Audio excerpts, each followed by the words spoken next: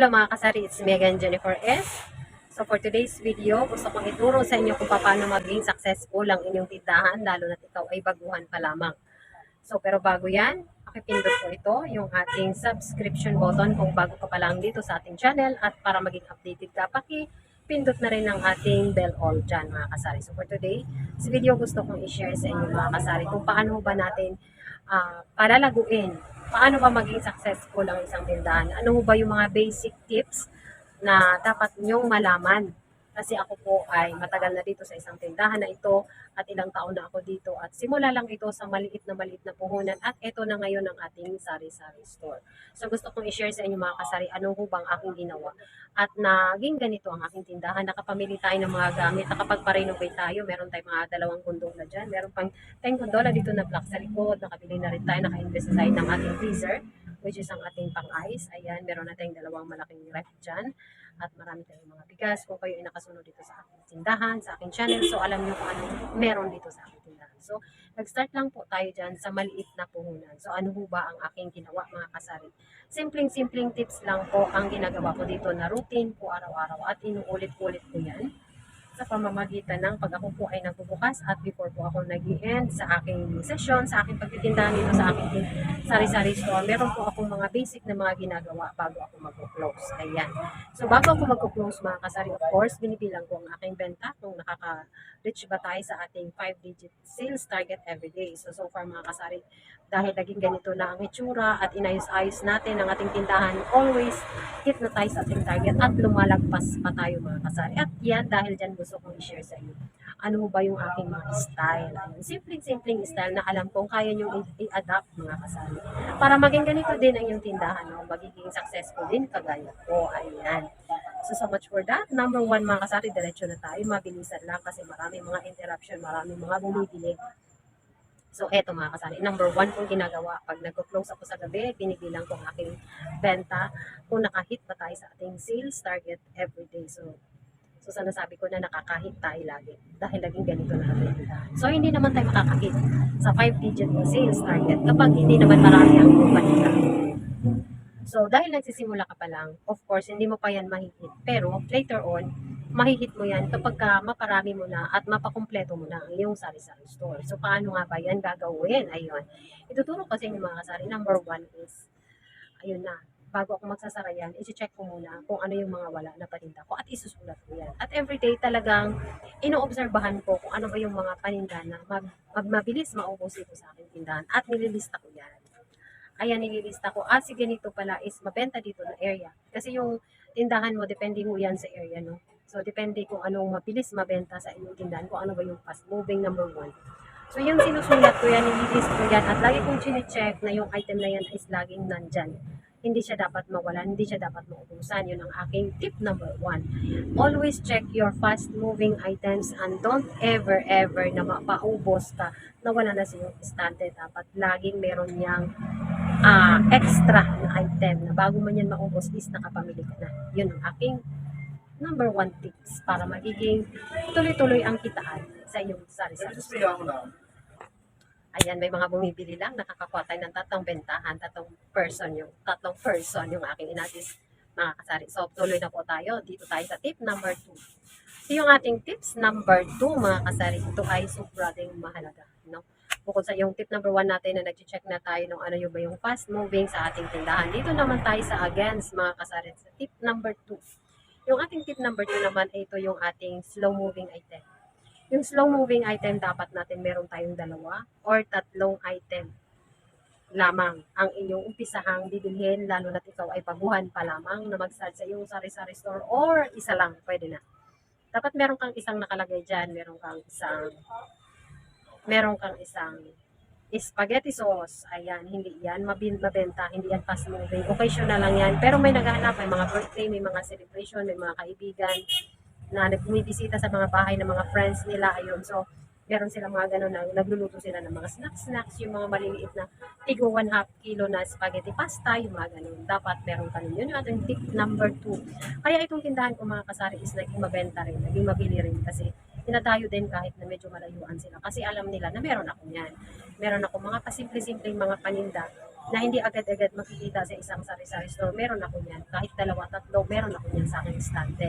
Kaya isa rin yun na lumahakot tayo ng mga customer sa ating tindahan. Ayun. At ang ating tip number 3, mga kasari, ay meron na namang lumalapit na bibili sa ating tindahan. So, kaya steady na kayo dyan. Ayan, balik tayo mga kasari. Ang aking tip number 3, mga kasari, ay magiging mapagmasid sa iyong paligid. Ayan, bakit ito na isama sa kung paano ka maging successful sa iyong tindahan, kung paano mo mapalago ang iyong tindahan. Bakit naisip kong mapagmasid sa paligid, mga kasari? Ano ang connect? Ayan. So, ang connect nito, mga kasari, is eto. Dapat alam mo kung sino mga katabi mo, kung sino mga kapitbahay mo sa iyong tindahan. Kasi yung mga kapitbahay mo na yan, kailangan ka nila. Ayan, bakit ko nasabi kailangan ka? Kasi isa kang sari-sari store, meron at meron yan sila mga pangangailangan sa iyo, kasari. Ayan. So ako dito, example ko, ang aking katabi dito ay isang marketing, isang repair shop. Nag-aayos ng mga motor, mga tricycle, ayan, mga spare parts, mga bilihan ng mga spare parts ng mga motorcycle. So, kadalasan, lalo na tag-ulan, marami yan silang customer. Sobrang dami yung customer, puno sila sa harapan ng kanilang tindahan at puro mga lalaki yan. So, ang kanilang kailangan dito sa aking tindahan is number 1 yung Yossi. Ayan. So, sobrang mabenta si Yossi. Number 2 is yung si soft drink. So, dapat ang iyong ref ay lagi intact. Huwag mong pabayaan na mawala ng brand ng kung ano-ano man yung mga inumin, ano-ano man yung paninda na dapat ilagay sa ref ay dapat kumpleto. Ayan, yung ating tip number 3. Huwag mong pabayaan na yung ref ay hindi kumpleto ng mga beverages, mga inumin. Ayan, dapat kumpleto, mga kasama. Kasi yung mga katabi mo ay kailangan kanila. Kagaya niyan, no? Pakita ko sa inyo. Kagaya ngayon dahil tag-init, busy ang kanilang shop. As you can see, maraming tao ang kanilang shop. No? Ayan, so lahat ng mga yan ay nagyoyosi. So alam nyo naman, kadalasan sa mga lalaki ngayon ay nagyoyosi. So dyan pa lang makakakuha ka na ng maraming bentahan. Kasi nga, yung mga yan ay may mga bisyo, so kailangan kompleto ang yosi mo at the same time yung soft drinks mo. And wag mo rin kalimutang i-prepare ang pares ng mga soft drinks, which is ang inyong mga tinatinapay, ang iyong mga donuts, mga biscuits, kailangan kumpletuhin mo rin. Kasi yung mga yan ay mamaya-maya mauuhaw yan, mga kasarian dahil matagal na gawa ang kanilang mga tricycle, hindi ka agad-agad natapos, so ilang oras sila nandyan, mag-ano ng time, so bibili yan dito. So yun mga kasari, nakita nyo kung ano ang difference na dapat malaman nyo at mapagbasit kayo sa yung mga kapitbahay kung ano-ano bang meron dyan sa paligid. Kasi yung mga tao na nandyan, mga kasari, is kailangan kanila niyan. Meron silang mga pangailangan. So, kailangan magiging handa ka rin. So, yung mga nandyan sa paligid ko, sila din yung nagpapalago sa tindahan ko. Kasi yung tindahan na yan, yung marketing na yan, is marami lagi customer. So, dahil marami sila laging customer at sino bang kaharap, ako lang ang nandito sa harapan. So, the tendency is dito sila sa akin lalapit. And syempre, gusto nila na yung mga kailangan nila yung kung ano-ano man nagugutom sila. So, meron tayong snack section. So, itong ating snack section, ay nandito ito sa harapan, mga kasari. So makita nila kaagad kung anong meron dito sa aking tindahan. So yun, makita nila. So meron tayong mga sotto, kitang-kita nila sa harapan. Kailangan lang ating ref laging ready. Hindi tayo magpapakawala ng mga malamig. At ang ating biscuits ay ready, makikita nila. So kaya malakas ang aking bentahan sa aking biscuits and sa aking mga inumin and sa aking music. Ayun. So pagdating naman sa hapon, ibang usapan naman yun. Malakas naman ang ating mga bigas-bigas dyan. Mga dila-dilata, itlog, mga noodles, yung mga ganun naman. So mga ganitong oras, patay oras, like magto 20 minutes to 1 o'clock, ito ay malakas sa akin. Sa iba ay patay oras, dito ay malakas sa akin. Kasi nga yung kaharap ko ay marketing.